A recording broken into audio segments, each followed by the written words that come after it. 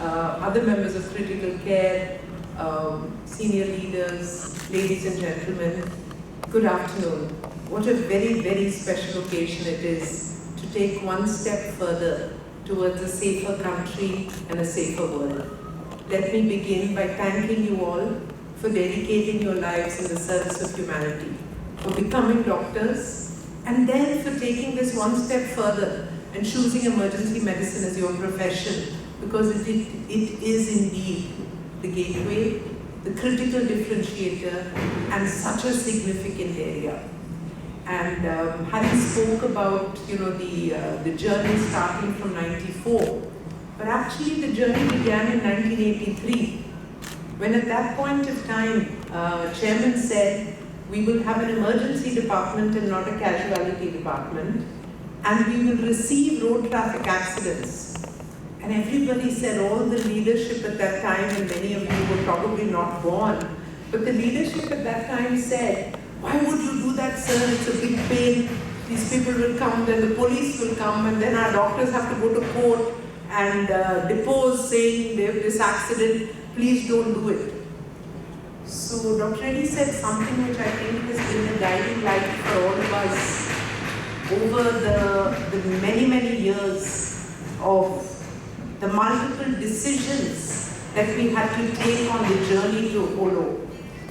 And he said that if we choose to do something or not do something because it is difficult, then we are applying the wrong perspective on something.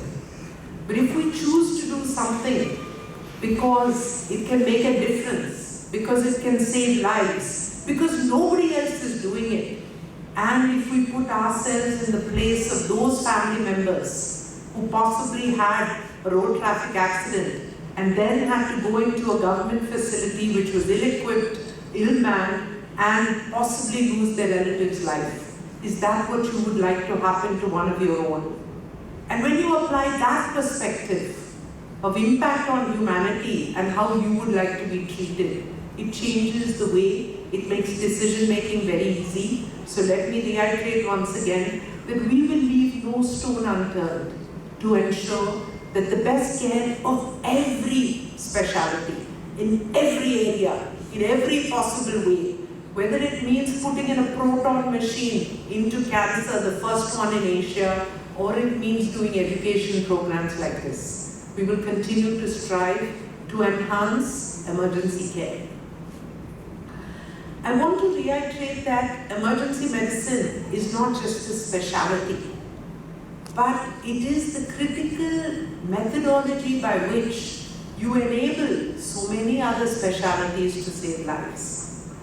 Because if you receive that patient with an MI, keep him going, give the clotbuster therapy, very soon the cardiologist can come in and do the balloon. But if you have not kept him alive, there is possibly no reason for that cardiologist to have his fantastic cath lab or his great years of training. And the same is true, whether it's a GI bleed or a neurological stroke where interventional radiology can open up the vessel and completely revascularize. The same is true in multiple areas. And therefore, once again, I commend you, of course, for the work that you've done in COVID, of course, for your dedication to medicine and to this tremendous field. But I commend you in advance for all the lives that you will be saving. Because touching lives is ultimately not your greatest gift to humanity, but your greatest opportunity to serve.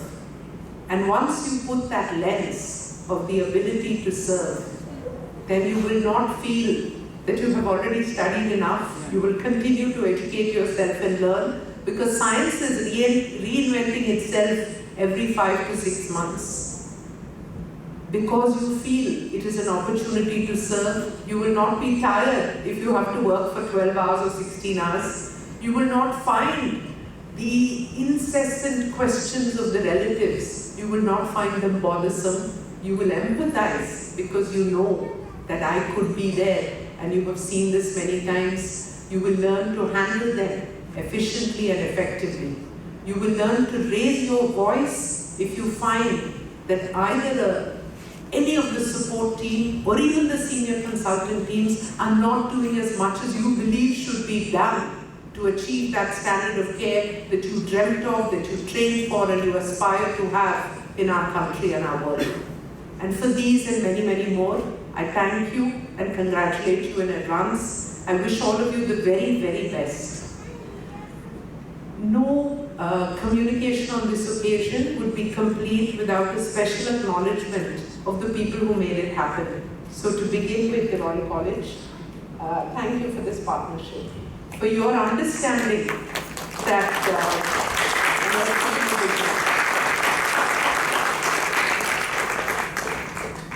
so Dr. Kathleen Henderson, you and many leaders before you from the Royal College have helped pave the way for these youngsters to continue to grow, for many emergency rooms, Apollo and non-Apollo, to be well equipped and well staffed because of this core training. And I thank you for this partnership, look forward to it growing and emerging, and definitely, see the day when we will find that we have enough doctors.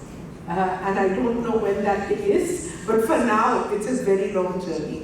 I think the ratio of 100,000 doctors required, but let me also say that our responsibility is not just to India, but it is to the world.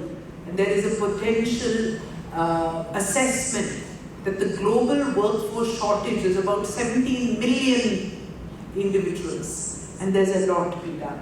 So thank you, Royal College, for your partnership. To our own leadership, Hari, who took up this mantle enthusiastically and pushed it in many ways in his characteristic style. Of course, Dr. Mahesh, whose inspirational teaching and leadership brought a new dimension. And of course, all of you who are sitting here, Dr. Daba, Dr. Imran, Dr. Yatish, every other single one of you, thank you. I'm sorry I'm not calling each of you out by name, but everyone who mans an emergency room, everyone who trains in emergency medicine, this is a special day, and thank you. I do want to say that there is a lot more to be done. At a national level, we need to set up emergency rooms on highways. We need to train to bring in the right protocols so that drones can take life-saving medicine, maybe defibrillators onto a work site. We have to get our helicopters and our emergency systems in place. We need to enhance our training so that our online is far more powerful, so that the methodology by which we train and the capability that we have to train better and faster and larger continues to grow. We must find ways to bring higher standards of care and use the power of technology, artificial intelligence to message at the work site, at the point of care. We must connect from our emergency rooms into nursing homes in district headquarters so that that single piece of advice can make the difference between life and death. So my list of things to be done continues, grows longer, and continues to inspire me and many others to work to support you as a medical team to do the very best you can.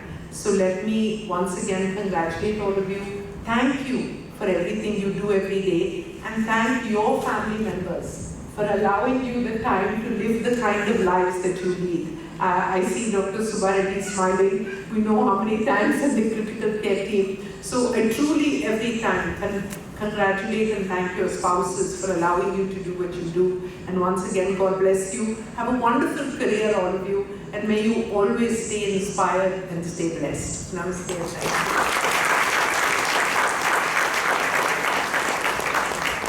Thank you, ma'am. That was a very inspiring speech, and we will do better and more.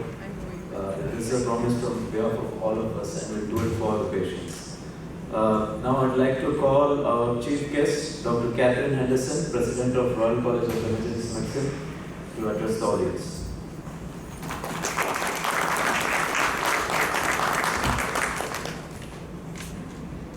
So, Dr. Reddy, Dr. Hariprasad, guests, families, and successful trainees. It's wonderful to hear such committed, inspirational support for your careers, for the ceremony, for the specialty of emergency medicine. So thank you. That was impressively positive about the future of emergency medicine. a ceremony like this, an event like this, is always a high point in the calendar of any training organisation. When you're training people to have a time that we can come together to celebrate your achievements is marvellous. It's something that we all look forward to, but it's particularly poignant at the moment because we've had so much time when we haven't been able to meet like this. We've been separated for over 24 months. We've not been able to have this kind of grouping. We've not been able to see our friends and colleagues and celebrate people's achievements during what was an incredibly difficult time, as was mentioned earlier. Indeed, this is my first international visit since the pandemic came. And so I'm very proud that I've been able to join you today. I can't tell you how much warmth it gives to me to see you in this situation, of actually having had these achievements, and we can actually celebrate that with you. I'm particularly delighted to meet those of you who have come through the Emergency Medical Foundation programme. I wouldn't usually get to meet you. I would hear about you, but I wouldn't get to meet you. And this is a programme that we are very proud of in RCEM. This is something that is very, very special to us. It's giving you clinical and professional skills that are going to make it possible for you to give effective care in emergency systems within your own health system. And that is incredibly powerful, that we are making sure that you are able to be better doctors and deliver a higher standard of care. Having a structured training programme gets the best out of you, but it also gets the best out of your trainers. For them, it is also development. It's also great to see them here and celebrate what they've achieved coming through and engaging with this programme. So I'm very, very grateful to all of them, and congratulations to all of you for doing it, but I know it is a lot of work to have got to this stage. It's also great for RCEM to be celebrating those of you who have achieved in our examinations. During the time of COVID, we had to move everything online.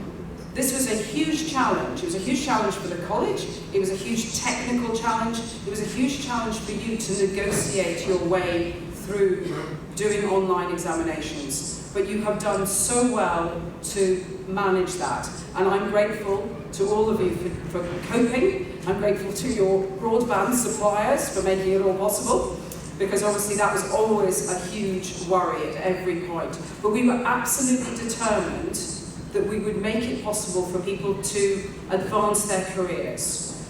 We were in the middle of the pandemic. We were the front line of managing those patients. We were changing our practice all the time. We were having new evidence come in. We were spreading the word about what worked, what didn't, what was necessary. We had a huge change in the way we had to manage our departments. Many people gained new areas, had to staff them with the same staff as they had before. They had to work out how to keep people safe, how to keep themselves safe, how to keep other members of staff safe within hospitals and get the right patients through. It was an enormous challenge, and emergency medicine staff all over the world rose to this challenge in an incredible way. And I really hope that that is recognised in health systems going forward, how essential good, joined up emergency care is to managing such a big event,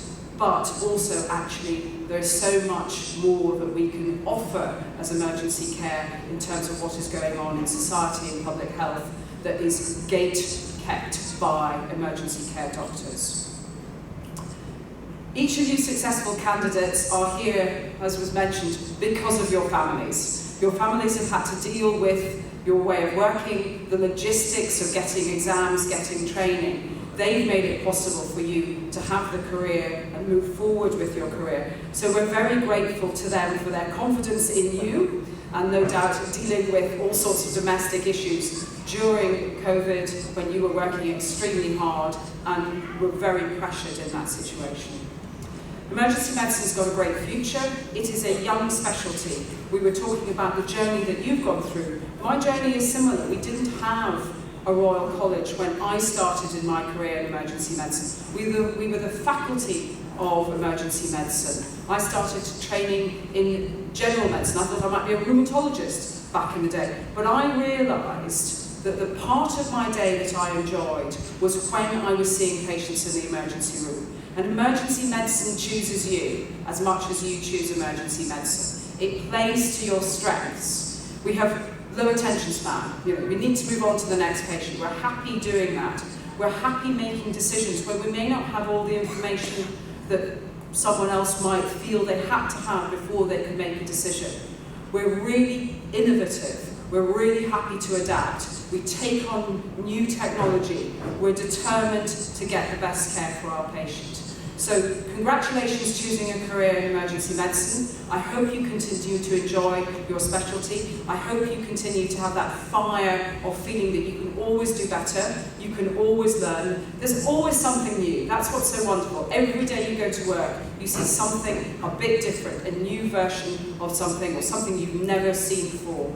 And it's great fun. There's lots to enjoy about practicing emergency medicine. But we know that we can do better for our patients. We know that we've got more to offer. We know that there are sections of society who we're not able to reach at the moment and yet need our services. And so we're going to be with you as you develop your specialty, as we continue to develop the specialty in the UK. And congratulations to all of you who've been successful in your training so far. So thank you very much indeed.